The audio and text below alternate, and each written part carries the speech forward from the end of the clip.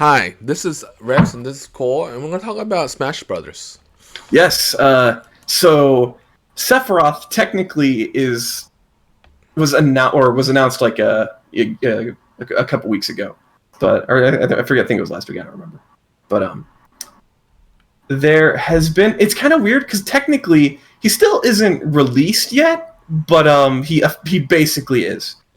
His official release date was announced for the 22nd. But you could unlock him. I think it was. Gosh, was it just yesterday? It doesn't feel like it was yesterday. But you could basically unlock him, which I did, by fighting him. Basically, there's a little thing called the Sephiroth challenge, where you can just straight up, do a little boss fight with him, and if you win, then you just get to play Sephiroth. So, switch over to things here. Sorry, I want to make sure of something before I say it officially. No, it's fine. But anyway, so I got to try him, is basically what I'm trying to get at. So I was able to beat Sephiroth. The boss fight, unfortunately, even when I set it to very hard, isn't that hard. You can cheese it out pretty easily. I beat him with Piranha Plant by just throwing a bunch of rocks at him until he fell down a hole. So not actually that hard to fight, the Sephiroth challenge. It's kind of upsetting. But he looks really cool. He looks really cool, and he plays really cool. I haven't gotten to use him competitively yet because I don't have Nintendo Switch Online. Okay. I don't have the basically, the Xbox Live of Nintendo. Yeah. But it's I will say that I can see there's a little bit of he has a lot of things that are very scary. He's got a lot of moves that if you his sort of standing B, so it's sort of his first kind of special is a move that if you charge it could almost KO somebody at 30%. So that's basically a couple swipes with his sword, and then do that, and that's an instant KO.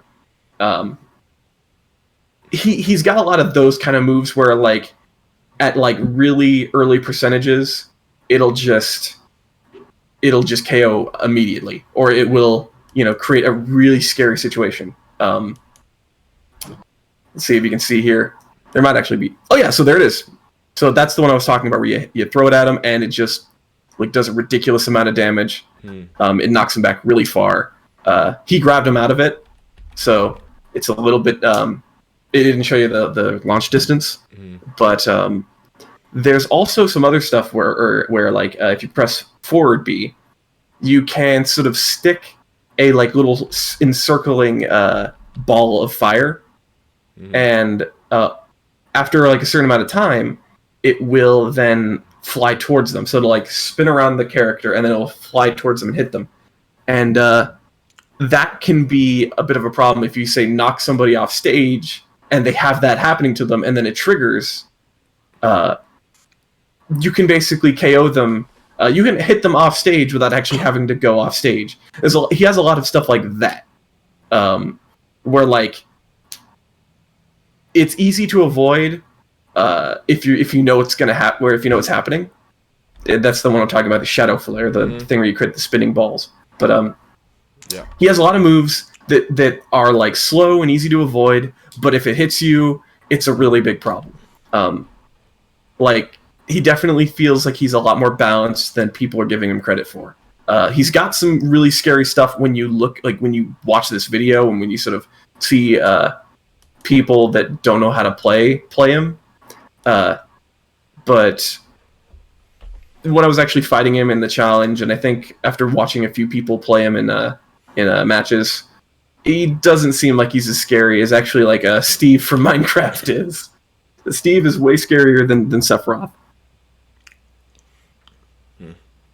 So I will say, if you're expecting somebody that is going to, overpower all your enemies, you're going to destroy every person who plays against you with this overpowered DLC character, that's not what Sephiroth is. He's pretty balanced. He's got a lot of neat gimmicks. His reach is super long because of his big sword, but it's super skinny. So you have to aim with it. You can't just throw it out. A lot of those, like a lot of his moves are like that too. It's just if you're really good at playing Sephiroth, I'm sure that you can look good and you can sort of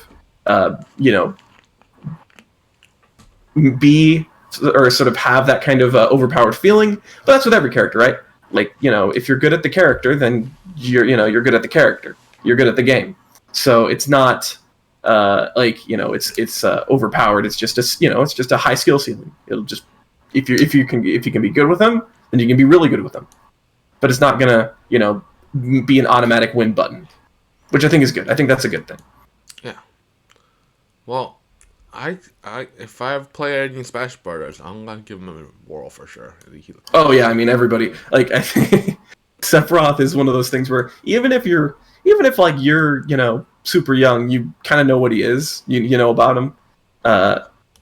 He's definitely an iconic character, and I think a lot of people will want to try him. Yeah. It possibly might bring people to Smash. I don't think so. I feel like people that like Final Fantasy are probably going to be people that already were interested in getting Smash Brothers. But for maybe some of the people that like were kind of waiting on getting a Switch, this might actually push them to pick one up. Yeah. I guess summary. In summary, Sephiroth is good. He's fun to play. He's definitely he takes skill to play well, but he's not overpowered, and he's not going to break the game, in my opinion. Great, good to hear. Okay, that's it for Sephiroth this week. Yes, maybe there's been more Smash Brother updates in the future. Possibly. There's still 3 more characters that they're going to release. Probably not obviously this year because this year is basically over. But we'll try to cover that when that happens. Yep, more as it develops. Yes.